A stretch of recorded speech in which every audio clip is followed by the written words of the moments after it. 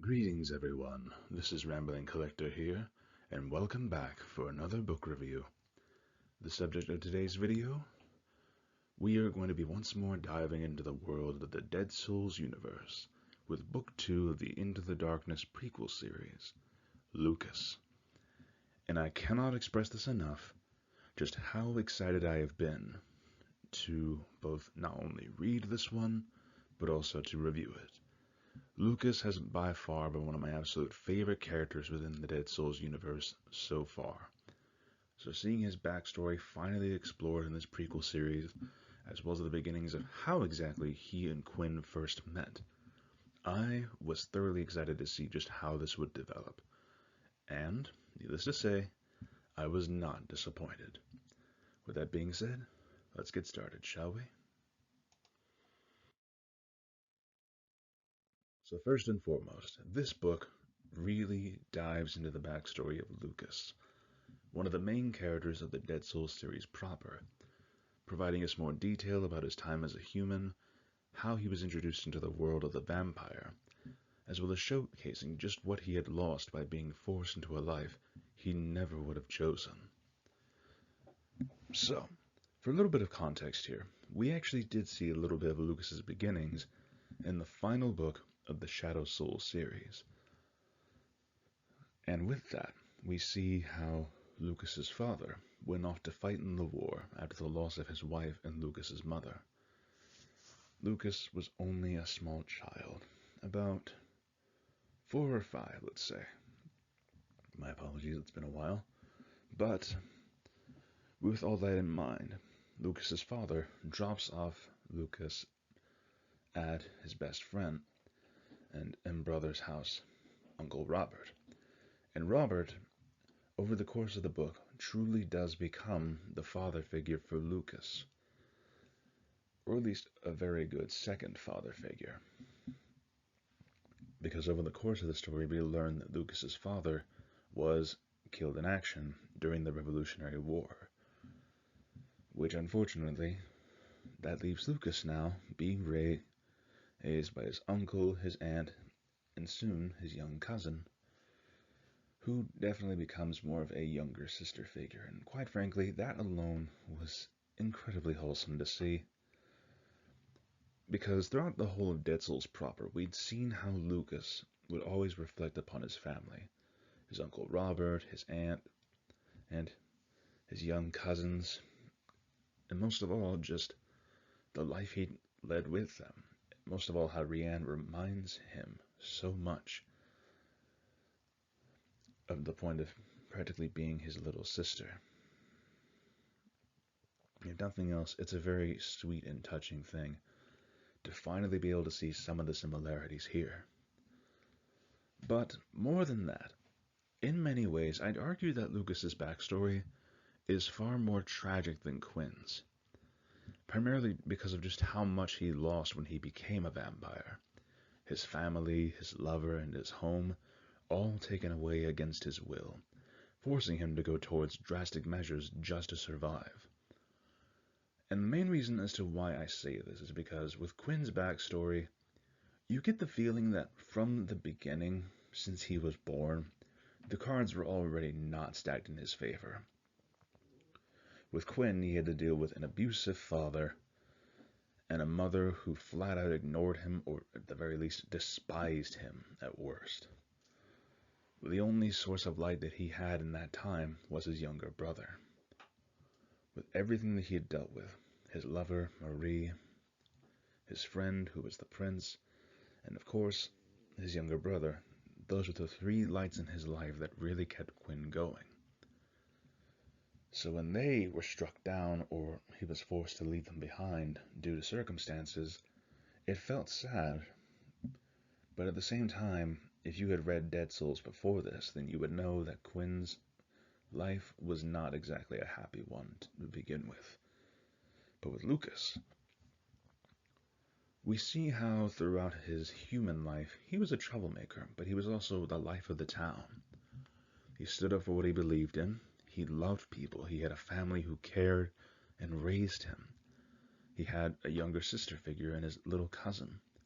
And of course, he had a young girl that he was falling in love with that he had planned to marry.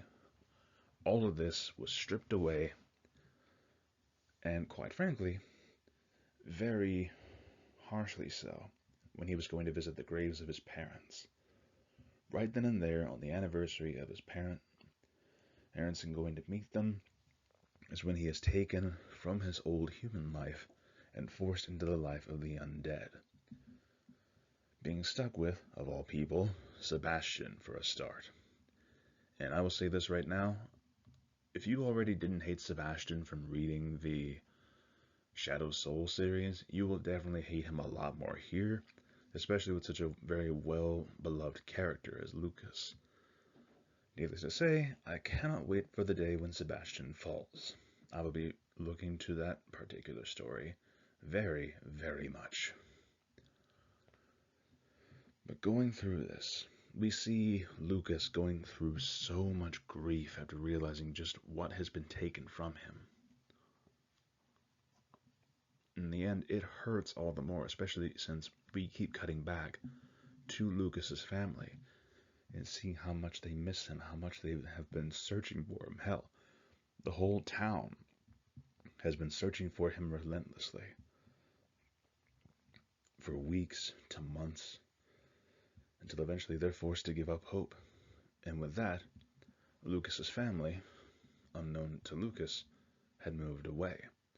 And he only found this out much, much later, long after they were gone. And frankly, that alone just hurts to think about. Because the one thing throughout Lucas's capture that he was thinking of was that he wanted to get back to his family. Only to find out that, at the end of the day, they had left. They had left the town that he'd grown up in to try and make a better life somewhere else, where they wouldn't be brought down by so much pain and harsh memories. It's a sad thing to see. It truly is. And that's why I feel like Lucas is a very compelling character in and of himself. He appeals to a different side. With Quinn, his life is just one major tragedy. But with Lucas, we see what he had and what was taken from him. But, more than that, as well, the action was really nice, but also just the lingering horror of knowing where Lucas was and what he would become. But I'm very excited to see just what's going to happen for the next book, seeing as how at the very end of it, we see Lucas and Quinn finally meet. But let's keep moving, shall we?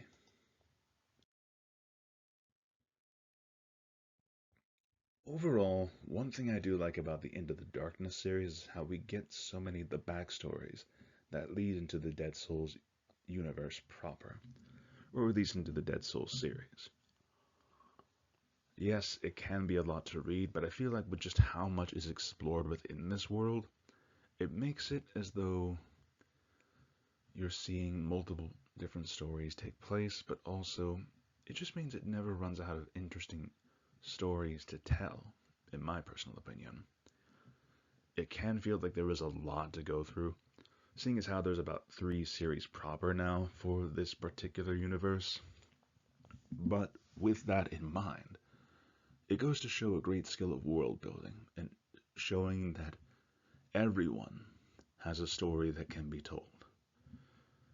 Whether it be Quinn, Lucas, Rianne, Natalie, or even, of course, another side character with Alex, who has recently gained a small new short story or short novella called Servant, which I will be covering in a future video here very soon. But one other thing that I do like is that whether it's one character or another, there's always someone who you can connect with in this universe. Whether it's Rianne, Quinn, Natalie, all of them have different circumstances that you feel connected to. And that shows a great bit of emotional writing on the author's part, at least in my opinion. They know how to build these characters up, but also make them relatable to us, to the real world. their circumstances can be wildly different, especially with the vampires and werewolves and zombies that they all deal with. But deep down at the end of the day, they're all still human in one way or another, and that humanity is what we connect with the most. Seeing how these supernatural beings, these monsters, at the end of the day, they still have their attachments, they still have their baggage that they have to deal with. And that is what makes great connectivity between the author and the reader. But with Lucas alone, I'm actually more excited to see just how he and Quinn will bond with one another, how they'll form that brotherly bond that we see in Dead Souls proper. Because, let's face the facts, Quinn has a lot of baggage that is going to need to be addressed in one way or another, and I get the feeling that Lucas is going to see that. But most of all, we'll see how Lucas can handle his baggage, because in my mind, Lucas has more of the tragedy of being converted to a vampire, whereas Quinn just has his whole life as a tragedy. The people he's lost, the people he has loved, the feeling of being alone. But finally, here is someone who might be able to actually stand shoulder to shoulder with him, and most of all, be able to keep up and bond with him, to try to pry through the shell that Quinn has made for himself. And I'm very eager to see how that's going to go down in the next book. But I believe I've babbled on long enough. Let's move on to the overall score. Overall, I feel comfortable giving Lucas a solid 10 out of 10, both for Lucas as a character being further explored, his backstory being shown, as well as more of the world building being shown here for the prequel series, which I cannot wait for the next book on. Please, alright, Polsgrove, let's get it out already. I need to see how these two can actually bond. But more than that, I am very excited to see just what this author has in store for Quinn and Lucas in particular.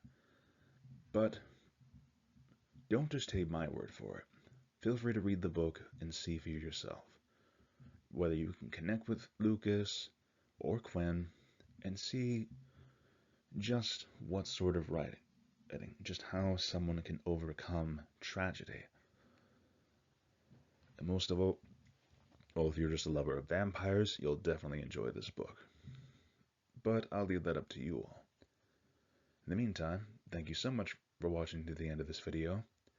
Please feel free to leave a like, comment your thoughts down below, and if you have any suggestions for future reads that you want to see me cover on this channel, feel free to let me know in the comment section down below. If you want to see more of the works that I have covered from R.I. Polsgrove on this channel, I will leave a link to that playlist, or if you're curious to see some of the other books that I've covered, I will leave a link to that playlist as well here at the end of the video. Most of all, thank you so much for listening. This is Rambling Collector, signing off for now, and I will see you all in the next video. Have a great day, fellow readers.